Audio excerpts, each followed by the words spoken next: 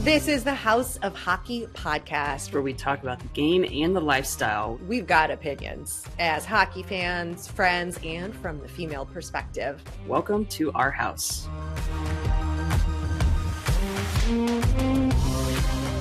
Welcome to the House of Hockey podcast. This is episode 190. I'm one of your hosts, Ray. Breezy is still out on long-term injured reserved, and here to wrap up the 23-24 hockey NHL season, we have our two reoccurring guest co-hosts, Andy Zilch and Alma Laura, who have been just incredible and so supportive and so helpful and insightful and entertaining throughout this second half of this season. So we couldn't end it any other way than without having the two of you here. So thanks. Thanks. I heard that you were actually going to bring on your best co-host that you've had fill in and you couldn't decide. So you brought us both. Yes, Andy. That's true. There was no way I could pick just one. No way. Not at all. I'm so glad you guys are here and that we could make this work. We obviously did not do an episode last week, just with the way this series went with the Florida Panthers and the Edmonton Oilers and the swing from 3-3 to taking it all the way to a game 7. I didn't want to put an episode out and then like the next day they win and the whole content we say just be complete nonsense. So we waited and we have a Stanley Cup champion, the Florida Panthers, win it at home. Reactions? I'm happy Edmonton lost. As a Kings fan, I mean, ignore the sweater, but as a Kings fan, I'm so glad they lost. I was not going to be able to bear with their fans next season, so I'm okay with it. I mean, I think they did what they could. They accomplished what nobody thought they were going to take it to 7. I think in general, I think a lot of people were taking Panthers in 5 or 6. So for them to run it through 7 and take it to its duration, great. It was a long layoff in between games. Kind of makes me wonder if the NHL might consider doing a 2-3-2 moving forward now because, the stretch that we've had. And generally that's how it is. Unless you get a Detroit, Chicago, maybe you need to reconfigure how they're doing this. Yeah, it was a long break in between. It was a long flights. It was a long postseason Stanley Cup final run for both of these teams. It was not easy by any means. Like, just because they had an extra, quote, day off, it's not really that's not really what happens. Who sleeps really good on an airplane? Do either of you? No. I mean, I don't sleep, period, hardly. Right. Like, even if you're on a private, charter plane, it's, a challenge. So I want to hear both of your reactions, like top moment from either this final, the series, last night's game 7, the cup coming out. What was your peak moment from this Stanley Cup final? Andy. Well, to me, it's gotta. Oh, sorry, Andy. Go, Alma. Go. Alma's got a lot to say. Let's go, girl. Let it go. Ladies first. To me, it's honestly just gotta be game 7. And I texted both of you guys at the fact that I'm not very active on Twitter, or if I am, I'm not really live tweeting the games. And I just so happened to be doing it yesterday. And the fact that I had people that will criticize me for one, just being obsessed with hockey, tuning in. And I was like, oh my gosh, this game 7 is bringing out the casual fans. I did see people have fun with it. I've not watched one game this season, but here I am watching game 7. So I thought that was pretty awesome that people just kind of stopped what they were doing to tune in. So I'm like, yay, hockey. By all means, anybody just watch and just, I said it. I said, aside from being a hater, I was like, you know what? This is going 7 games. I want a good game 7. And I think we got that. It lived up to the hype. And I was just excited to be tweeting about hockey and everybody actually interacting with me about it and just joining. So that was pretty cool. And as far as a moment that stood out to me, I loved Tkachuk's speech where he was like, oh, I want to thank my fans in my people in Calgary because I was not going to let Edmonton win. I strive to be that type of petty. Like, that is what, moving forward, I will be that petty fan. That was awesome. Yeah, to piggyback off that, I like how we went 7 and we witnessed 7 games, and game 7 was important. I mean, I hate when you see a sweep. I did not, I mean, in that group chat that you're talking about, I said I do not want to see this be a sweep. To me, it doesn't look good for the sport, and for it to go its duration is really good, because the casual fan might not understand. Oh, you're bringing 2 of the best teams together and one team sweeps it. They don't understand what's going on with that. So for Edmonton to actually stage a potential comeback, and for Connor McDavid, the best player on the planet, to lead the way, I think was premium for the league. Now, I have a lot of thoughts, of course, what else is new, but I think I'll come back to Connor McDavid in a minute, but I wanted to say that I think for me, it was listening to Paul Maurice, the coach, his whole story of not being with the team, thinking he's retired, basically coming out of retirement for Zito. For Paul Maurice to come back and to have such success with this group, and the things he said in his post-game 7 interview of just how genuine he is and how he really thinks about what he's saying, and he really means what he's saying when he's talking about the team and how it's a special group, and how incredible it is that he was able to still call his parents, who are still alive, on the ice and tell him he's a Stanley Cup champion. I just root for those good guys, those guys whose stories you don't know what's going to happen.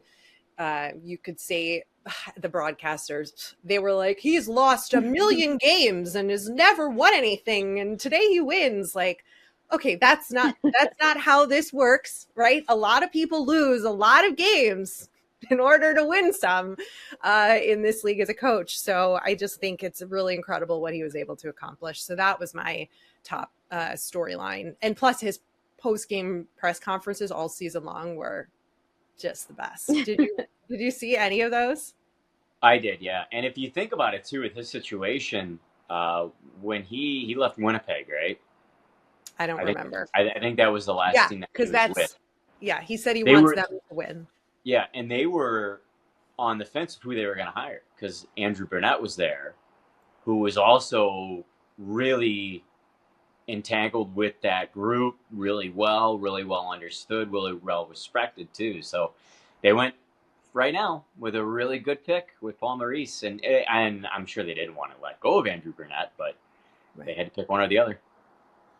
The changes played in their favor, and they've brought the first ever Stanley Cup to the Florida Panthers organization, which is exciting.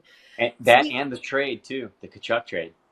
The Tkachuk trade. Did you guys see the retweet of the trade announcement? Somebody found it and retweeted it, and they said, look at all the comments. And it was like, we're going to be garbage. Can't believe you traded Huberdeau. That's right. Yeah, they were all over the Panthers for that trade.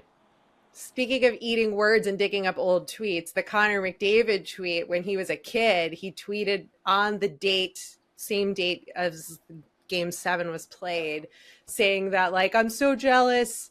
Just how cool is it to see the Stanley Cup? Every time I see it, I'm so jealous. I'm like, he's still really jealous, probably, Yeah. I mean, I would be if it's your ultimate goal. Of course. I totally understand that. Yeah, but I mean, it's every single player's ultimate goal, like in the back of their head, no matter what. So, but he did win. And then go ahead. Oh, no, go for it. No, I'm going to shy away from Connor McDavid. That's why. Oh, well, I was going to lead into that since we were talking about him. So he did win the Conn Smythe. He obviously did not come out on the ice. Hang on. So I got a story on that. I got the story, because I know someone that was at the arena. So Connor McDavid stayed out as long as possible, and they took a long time setting it up, and he didn't want to hang around. Like, he stayed out there for longer than most people stayed out there. He didn't obviously know he was going to win it, so he stayed, and they're still setting up, and then he's like, all right, so he just left. So that's the reason. Because I was upset. I thought they were doing something with the broadcast. I'm like, why are we showing Bobrovsky? and they kept on Bobrovsky, but that's why. I actually found that out this morning. Okay. Yeah. I mean, no, you don't go out and get no, I wouldn't go out and get the trophy. Would you? Alma, would you go out there and get it? I think that, well, I love that in hockey after losses and wins, they go ahead and do the handshake line, right? But I think that's where you kind of just draw the line. You show your good sportsmanship, you shook hands, but in a final, the last thing you want to do is be out there watching everybody else celebrate, especially like we're saying, that's your ultimate goal as a player. So I mean, I wasn't upset that he didn't go out there to get it. Like, I wouldn't expect them to. Like, I'm really glad they did give it to him, because like I was trying to explain to casual fans, they're like, how the F does he get it? His team didn't win. And I'm like, because he is the MVP. Did you not see what he did in the final, let alone the entire playoffs? Like, I wouldn't have given it to anybody else but him. But I don't think he was in the wrong for not going out there. He did all he could. And he's like, you know what? I gave them the time. That's it. I'll take it back. That was heartbreaking to see him nearly in tears after the game. Like that, I felt for him, because there's always a winner, there's always a loser, and seeing the losers always kind of sucks.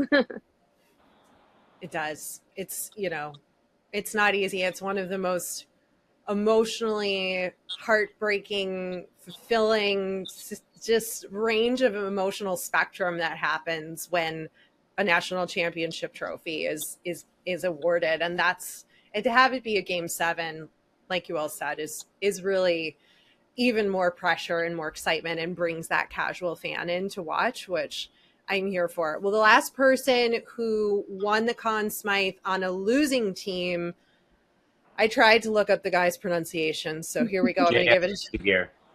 Say it again. J.S. Giguere. Giguere. In 2003 with the then Mighty Ducks.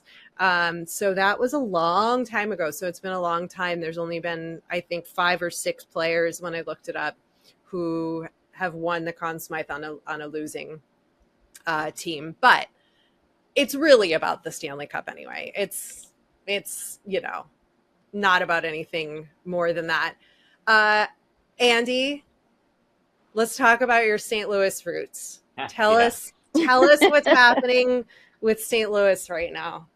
Well, it's also just one specific high school too. So the Boston Celtics won the NBA championship. Jayson Tatum, who's a St. Louis native, went there, and Matthew Tkachuk also went there, who just won the cup. So it's highlighting a school that there's been Chaminade.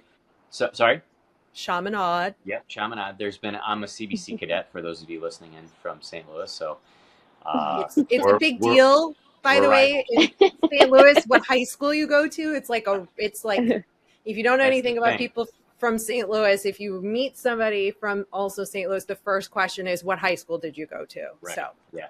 So with CBC and Chaminade, they're rivals. So there's been a few NHLers that have gone through Chaminade.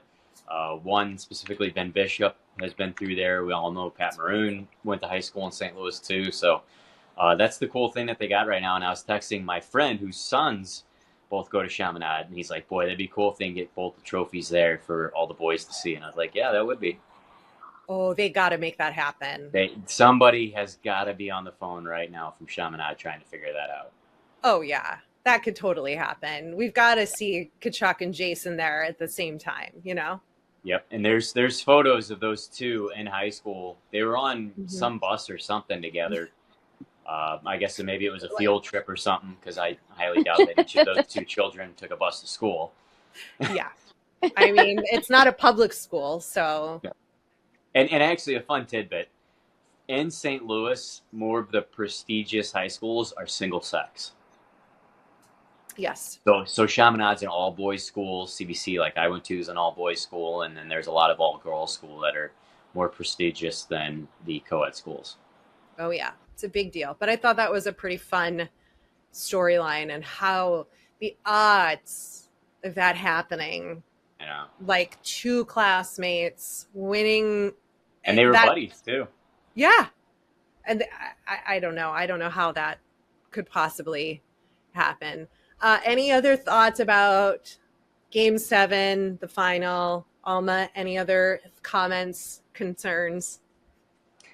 No, I was just gonna say it's I was happy with Florida winning because, you know, they lost last year during the off season, or, you know, middle of the season. You see them acquiring these guys, and I know they acquired 2 ex-Sharks players. So, you know, when these kind of trades happen, they're not big names, so they don't make that big of a splash. And it goes to show you don't necessarily have to form a super team to come out of it as a champion.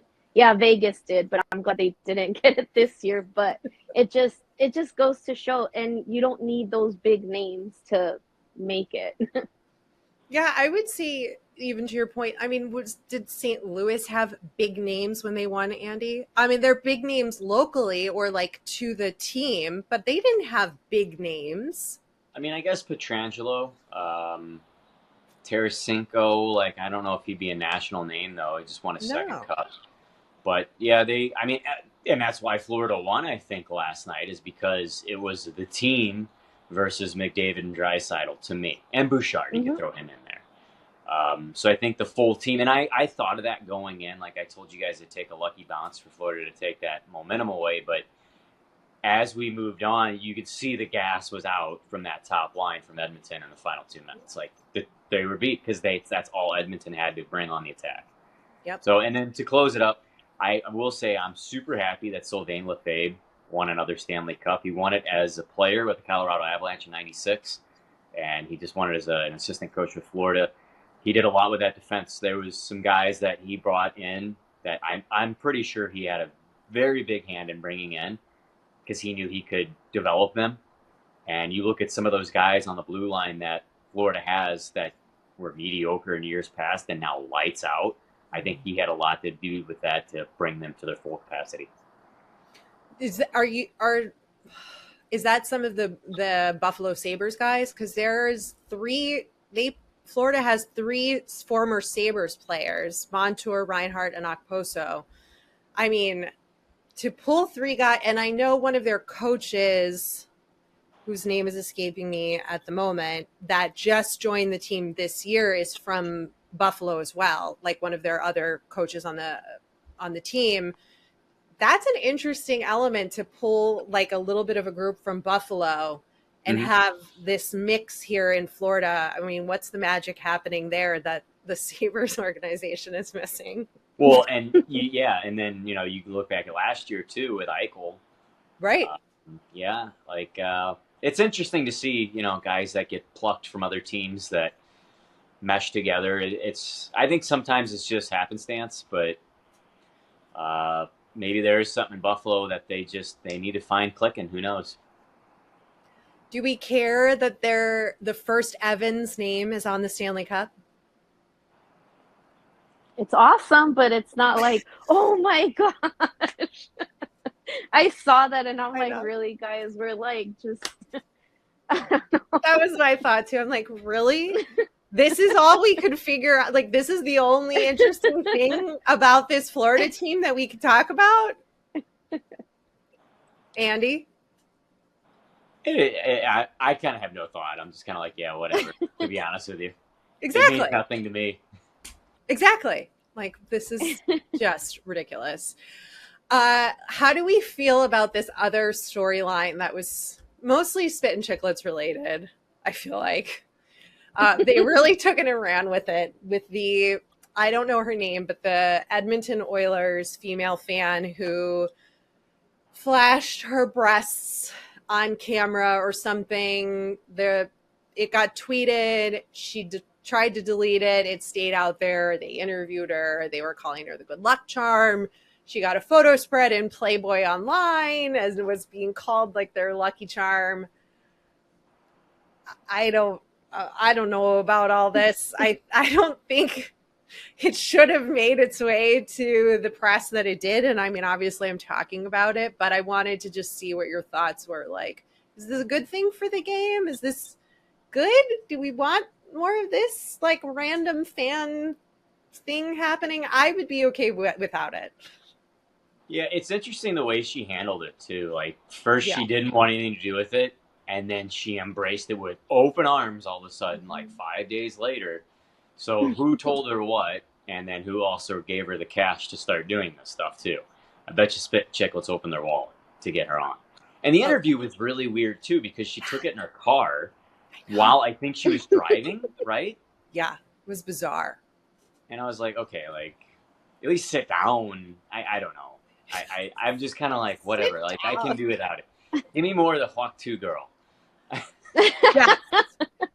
Holy crap. That is nowadays to change quickly. The shit that goes viral, I'm like, you gotta be kidding me. Although that was funny, though, I will give it that. Yeah. But did you see Bryce Harper did that as a celebration? No. Yes. Yeah. Yes, I loved it. He hit a double, and he gets the second base, and he goes, and then he threw up 2 for a double, I guess, or whatever their celly is when they get a base hit. Oh my God. Yeah. I mean, it's funny, but I'm not even going to explain what that is. Just look it up if you really want to know what that is. If you don't understand it, you don't need to know what it is. Exactly. I had to have somebody explain it to me. You want somebody to explain it to you? I'm kidding. Oh. We'll do that off camera. We can't do this. We'll get canceled for it. Yeah. We'll tell you later, Andy. Look, with the boob girl, like, if you're going to do something like that, embrace it, okay? Like, she embraced it now. Like, hey, girl, get your bag. I will never hate on somebody for capitalizing on something like that.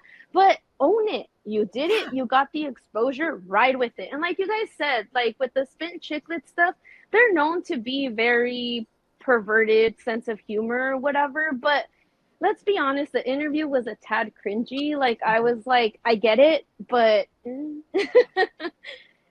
I mean, whatever. She wasn't the good look charm. She secured her bag. She got her 15 seconds of fame. I don't hate on that. I've always said, though, and I know I saw a lot of, I'll play devil's advocate here. I saw a lot of tweets going around saying, like, you know, she got the exposure. She secured her bag. She's doing all sorts of stuff now. She gained all this popularity. If you turn it around and a guy goes ahead and does something like that, he's a pervert. He's canceled. He's this. He's that. So if we're going to be about the flashing, then it's got to be okay with all sexes. Because I've always said, how is it okay for guys to flash on the big screen? And if a girl does, it's, you know, frowned upon. But then this happens. So I'm like, oh. I've been doing it all wrong, guys. I'm just playing. You and me both. Do that.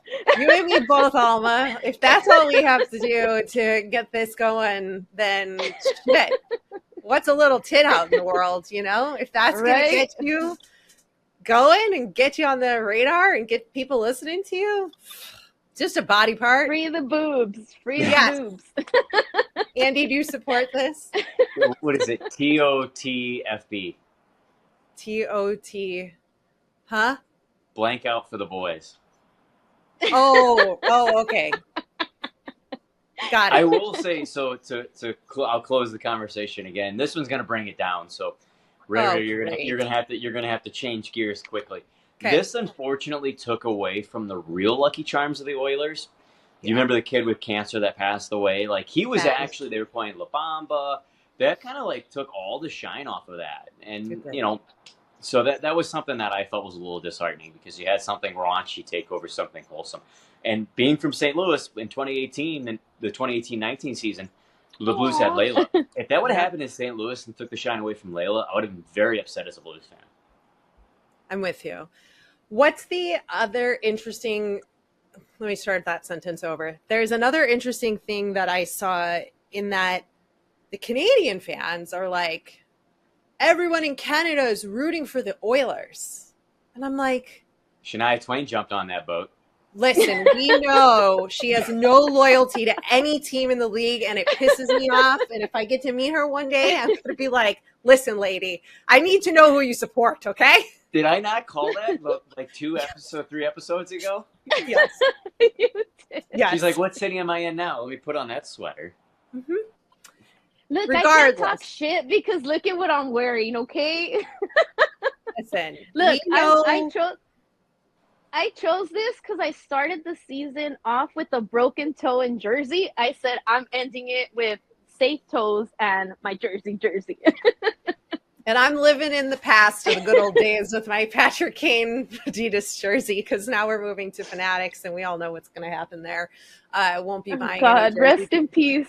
R.I.P. to hockey jerseys for the next how many years. What is that, though? That, like, no American, right, would have been like, oh, I'm going to cheer for Florida just because they're the American team in the Stanley Cup Final. Like, we don't think that way. The Canadians think that way. I don't think they do. I think they're just doing that just to do that. Like, maybe there was some people. I highly doubt Maple Leafs fans are like, go Oilers. No. Highly doubt. Ottawa probably, because Ottawa's still not going to win a cup for another 19 years. Actually, I called them being good this year. I'll backtrack that statement. I was in on the Sens. Yeah. Wow. Regrettably, I was in on the Sens this year, and I think next year they're going to be pretty decent. But I highly doubt Canadians fans. No way they're saying go Oilers. I know. But there's so much open land in Canada. I mean, Winnipeg fans probably were saying it because they for sure aren't winning a cup for a while.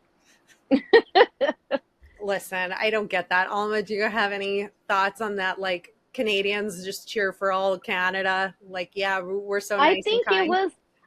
I think it was off for show, honestly, because I did see some, like tweets. I still call it Twitter. Sorry, guys. I did see some tweets like roaming around the timeline about, no, Florida has to win for America. We have to keep the cup in America. And I'm like, what? No, but go Panthers. Right. I mean, it's like, been since, what, 92 since the Canadian teams won? 30-some years, yeah. So I think it was just in good fun. I don't know that people would be this serious. I don't think what I saw was very serious, but with the internet, who knows? We just talked about it. Look at what's going viral. So exactly. Well, Ray, put a post up on Insta, and we'll see. Did you really root for a Canadian team? There you go. Did you? Doubtful. Or they would probably say, yeah, because they're real nice, just to be, yeah, of course we want our fellow we'll Canadians. Avoid controversy, eh? Exactly. We're going to just say, yeah, we already know the answer to that poll. Yeah. What has been the most interesting trade or stupid trade that's happened thus far during the offseason for the rest of the league during this 2 months of playoffs? Andy, I think you have a lot of thoughts because you were like, there's a lot of stuff to talk about. So, well, hang on, refresh me though, because everything happened all within that day. So San Jose made a minor league trade. San Jose picked up Gaudreau. Kind of shafty though, because apparently that was on his no trade list, but they put him on waivers and like worked around it, and he's not happy. But go ahead. Hey, I mean, tough cookies, What else? What other trades? The Flames sent Markstrom to the Devils, and then yesterday, of course, the Bruins try to sneak in this bomb of news and send Ullmark to Ottawa. And then I was looking, there was others though, and I couldn't remember either who else, because there was like a couple other big things that happened that day. Alma, do you remember? We got rid of PLD. The Kings got rid of PLD. Alma, why didn't you just yell at me? You're letting me ramble. Yeah. Yes. Look, I was, and I still stand by it. Like, you know what? We had signed him for that big contract, and I said it with a lot of players. Of course, you sign them for this big money so that they can be great right off the start, and he wasn't. And I said, you know what? Maybe he's just one of those players that he just needs maybe one more year, maybe next year, And I had said if he does well in the playoffs, we're not even going to be talking about his regular season success or not successful regular season, and that didn't happen. So for them to be able to pull that off, I was like, oh my gosh, the hockey gods exist. We got rid of that big contract. Nothing towards him. I never hated him or really liked him. I was always defending him for some reason. But I mean, hey, best of luck to him in Washington. And now we have a veteran goaltender, which we've been needing to fill up maybe one of those holes that clearly we needed help with this season. So I'm excited. Yeah, I'm excited. That's the big one for me too. And obviously there was more going on than what we know, because they wouldn't have just given up on him after 1 year if there wasn't more going on in the room or whatever. So I think it's good for them. They got rid of it, whew, that's a big break. Yeah. And then for Washington to pick that up, they're going in on him. They really got to make sure that this is a lock, because what is it, another 7 years that they're going to have that contract? So there's that. And then I'll comment on the Ullmark trade. I thought that's good for both teams. Korpisalo, I think, is a backup goalie now. There was some high hope for him after that 22-23 year where he split between the Jackets and the Kings. He had good numbers. They gave up a lot to get him, too, I think the Kings did. So for them to then ship him off to Ottawa, it didn't fare well there. He's a backup, and it's only $3 million that they're taking the hit on. So Boston's setting goal for a while now. With Swayman going to get renewed coming up? Yeah, they're in good hands regardless. Yeah. Boston needs to make some. They were talking about moving him anyway at the deadline on Ullmark. So, right. Yeah, And Markstrom's been rumored too. I think that was a good trade for both teams as well. Calgary's not going to win the cup next year, so dish them off, get what you can, and they got a first prospect and something else too. And Jersey definitely needed the goaltending, so I was happy about that, since that's I tell everybody I'm 1/8 of a Jersey fan, so I'll stick to it next season. Only 1/8. That's it. Okay. It's okay. I accept your choices and who you are and who you cheer for and why you cheer for the people you cheer for. I'm good with it. It all makes sense to me. It's all very logical, so I support it. But what I really want to know from Alma is, what do you think of the quote revamp of the Kings logo? I like it. It looks a little cleaner than the old one, so I see what they did. I mean, they should have just copied the old one, but they did little tweaks to modernize it, and I'm here for it. I always loved that logo. I love the apparel they always bring out with that logo. I would have loved for them to do something with the Forum blue and gold, like the purple and gold. I felt like going that route like they did a couple of years ago with the reverse retro, that was so awesome, and it looks so pretty on the ice. But this entire season they had been teasing going back to that old logo. If you guys were in the arenas and took a look around, it was all that Chevy logo. So I'm here for it. I like it. I know people were saying the Ducks are teasing this big reveal, and leading up to it, all this drama where the Kings were just here's your logo, guys. And and I mean, I'm here for it. There's no secret that our marketing team isn't all like that, all for show, but I was okay with it. I mean, the Ducks are over here and making their fans wait for it when it's already been leaked online through their app. So I'm all that show for a leak. So who really won here? But I like it. I'm excited. Yeah, I like that too. The Kings look. I like the crown that they included on it. They did kind of a modernized old school look. I do like the purple look too. I'm glad they didn't go purple yellow though. Because I think it's been done. They want to differentiate themselves from the Lakers. They want to make sure that they have their own brand, their own identity. And maybe we get a black and purple one still. That could be a third jersey down the road. But I'm happy. I never liked that old LA logo with the crown in it. I never liked it one bit. So I'm glad they got rid of that. And then you're right with the Ducks. It's been leaked. The jersey's been leaked. Everything's out there. There's nothing for them to hide. I'm why even wait at this point? Send it out. Start selling the merch as fast as you can. Get some buzz going. I don't like the evil eye in Wild Wing though. I don't know why they gave him the red eye. Oh, it's orange. It's orange, Andy. It's orange because the Kraken have a red eye that looks eerily similar, and the Ducks, their marketing is the same. They took a picture of the eye in the water, just like in Seattle. I'm you guys are caught. Just stop, And they changed their thing, and I gotta say, I'm not impressed by the Kings revamp. They spent quote years, money, coming up with all this new design, it feels like it's this old. It just feels old. It doesn't feel anything new or exciting or different to me. Like this. It just felt flat to me. What would you have preferred? I don't know. I'm not the marketing people who've spent years and hundreds of thousands of dollars to redesign a logo to just take pieces from the old fucking one and put it on a new background and say, here you go. I mean, it's just like, it doesn't. How do you know they spent years on it?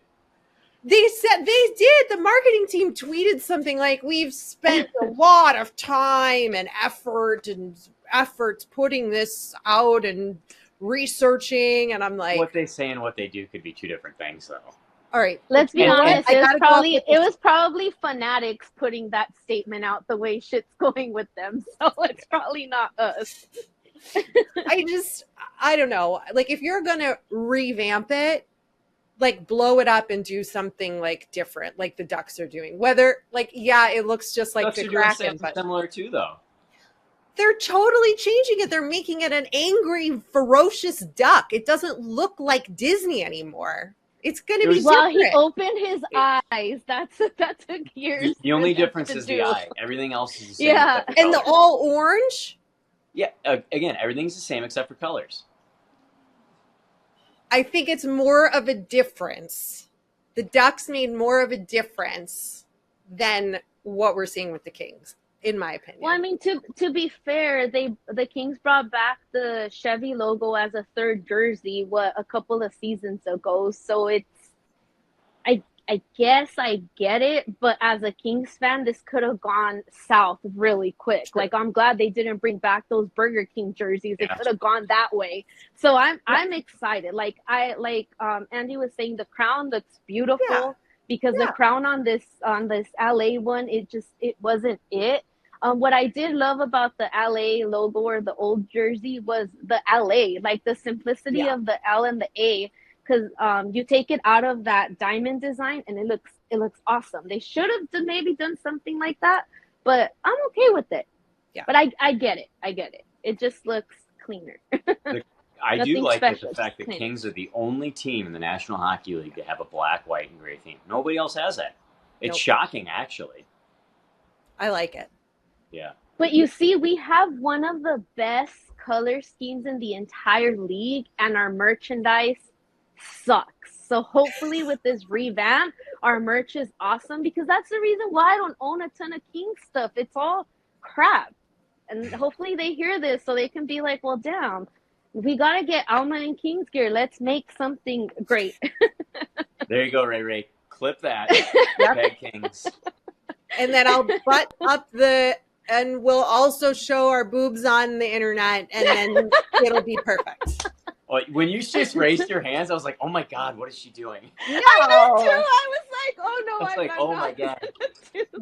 Come on, I got a shirt on underneath here, please. No, Alma, she went like this to brush your hair, and I was like, what? She's doing for the when you post the pictures or something, it should be us, like if we're gonna flash, but it's not. Yeah. And Andy's just like this with his eyes covered. I'm the see no evil monkey. Yeah. Lastly, Arizona. What else is new? We've been talking about Arizona for fucking forever, it feels like, and the debacle of the stadium and the ownership and the organization. Well, their whole big plan of the state auctioning off this big chunk of land that was supposed to be the future site. Well, the state decided to cancel the auction. They have no plans now. It's in complete shambles. It sucks for people who are fans of the organization, but we don't know what's going to happen there. It will be a very long time, I think, before we see a team back in Arizona. Agreed. Plain and simple, you're going to need a new ownership group. Yeah. And I've told you this before, Ray, on one of our previous episodes. It sucks because it's such a booming city. Yeah. And you're the only Major 4 team that's not in that market. Plain and simple. I think you got to get a new owner, and I would love to see the NHL back there. It's going to be a lot of hard work to get back there, though. Yeah. Alma? And it sucks because I personally loved what was it, Gila River Arena, but I think that was just me being selfish because I'm a tourist. Like I would go out there to see the Dodgers spring training. It's literally right down the street. So you stay there, you go to the baseball game in the morning, you go to the hockey arena, and then you come out to what's it called? Westgate. That whole area, I love it. It was awesome, but that's just me speaking from a tourist. I was only there once a year. Like I can't even begin to imagine what people were talking about the traffic. As it is here in LA, the traffic is bad. If I don't leave my house at 5:30, I won't make it to puck drop, and I live 15 minutes away. So I get that. It really sucks. Like we said, for fans of the sport, to go ahead and lose your team the way that you did really, really sucks. And I hope that in the near future they do bring hockey back to the desert, but the way it's going, I just don't see it happening anytime soon. I think like Houston will probably get a hockey team before Arizona gets another one. You're right. It is a wonderful arena. That's not biased. Like I've been there. I walked around that area. I was like, holy cow, like it's perfect, especially with the outdoor area that they got. You can go to a restaurant before or after the game. The problem was when they were at the Gila River, it would take fans 30 minutes to drive in. Apparently, I'm hearing this for locals, it's starting to build up closer towards that arena now. So I guess you could call it a westward expansion in Phoenix. So everybody's moving further out from Scottsdale. They're moving closer to Glendale, I think is what it was. So maybe in 5 years, there's more of a population around it to make it more fruitful for hopefully a new owner. But who knows? Yeah. Well, we'll see what happens. We know we're going to hear something out of that organization over the next 6 months. We'll probably hear some more bold ideas of what they're trying to do. I think their biggest mistake was speaking so publicly about a lot of things that were not guaranteed to happen. And I think when you are in this position and you're dealing with, hundreds of millions of dollars with a team, and you've got to have that shit on lock before you start saying anything publicly. Like, yeah, I just don't understand how you're allowed to release blueprints of what's supposedly going to happen only for 2 days to find out, hey, you know what? We're not doing this. That's it. Your team's gone. That was sad. That's an ownership thing, I think. I think that was a last-ditch effort to try to make people believe. Yeah, but that's not good. Not the best business moves from somebody who doesn't own a hockey team. Saying that means a whole lot. All right, hunk of the week. Who's your hunks of the week? I'm going with Okposo. Just seeing him with hearing his story of playing knee hockey, they called it. That's not right. Oh, yeah, with his kids. Was playing hockey with his kids, the morning of or the night before Game 7, and how he was a little kid at 8 years old watching the Stanley Cup Final, and his kids actually got to be there, and they're the same age or similar in age. He of course said it much better than I'm paraphrasing it, but giving it to him, the heart, that seeing that heart and knowing the deeper meaning of winning and the joy it brings is my hunk of the week. You'd think that I would go with Tkachuk, a St. Louis guy who went in the Cup, but I'm actually going to go with Bobrovsky. I think he's been one of the best underrated goaltenders in the NHL for years, and he didn't get much credibility going down to Florida because I guess there's not much eyes on the Panthers nationally. They finally started to catch some speed over the past 2 years, but I mean, I remember when he was with Columbus, and they had Panarin on that team, and it was just lights out, because of Bob. And then he flew under the radar for some reason, I guess, going down to South Beach, and now he's back on top again nationally. So well deserved, I think, for him to get that cup. One of the best goalies that didn't win a cup besides Hank, and now he has won a cup. Cool. That's such a cool story. Mm-hmm. So I'm such a girl, and I'm a sucker for stories like this. So I'm going to go ahead and give it to I hope I'm pronouncing it correct. He was an ex-Shark last season, but his wife is very she's on TikTok a lot, and she had posted that she wasn't able to go to the Stanley Cup Final games at the beginning because she was very, very pregnant, about to give birth to their twins. And yesterday they posted a picture of him with both of his twins in their little carriers. So I thought that was awesome. Like, oh, I love that. The kiddos get to experience that with their dad. It's awesome.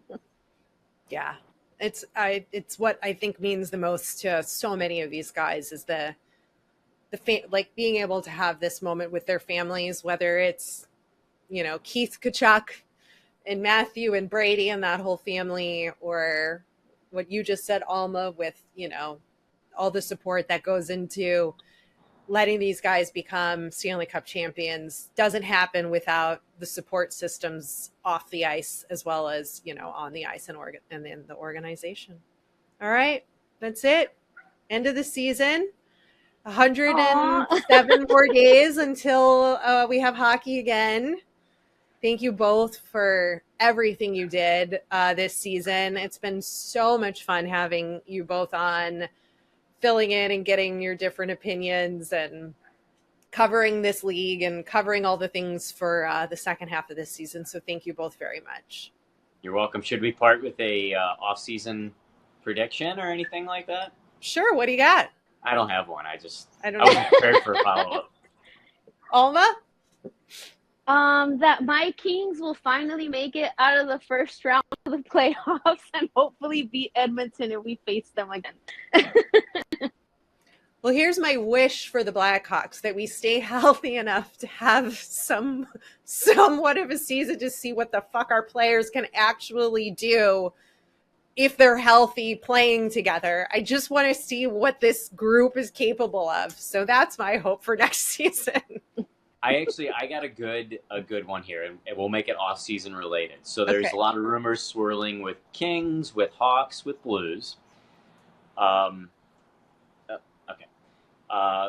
What do you think your team will do around those hot topics? So Ray, what do you think? Kane's coming back? Who do you think they're going to sign? Kane's not coming back. No. Okay, so what do you think they're going to do? What moves are they going to make? Because I'll start. I'll let you guys think. Pavel Buchnevich has a lot of rumors right now with the Blues. They tried to trade him around the deadline. I think they're going to re-sign him. He's only 30, so I think they're going to re-sign him. I remember Doug Armstrong said that they want to get 2 first-rounders for him. I still think that they're not going to get that, or a first-rounder and a prospect. I think they're going to be better off signing him and keeping him. Okay. I don't think the Hawks do a whole lot until after Friday, after the draft, or after this weekend. I think they want to see how that plays out and what they can do for Bedard. But I don't really think they're going to do a whole lot because, like I said, the whole team was injured. And they do believe in their core and what they have, but they weren't able to see what they could do. I don't know if they're ready to throw it all away, start getting rid of Foligno and whatever, all these other people. I don't think they're going to make a whole lot of changes just yet. They might bring in one more veteran. I don't know who. They could definitely use that.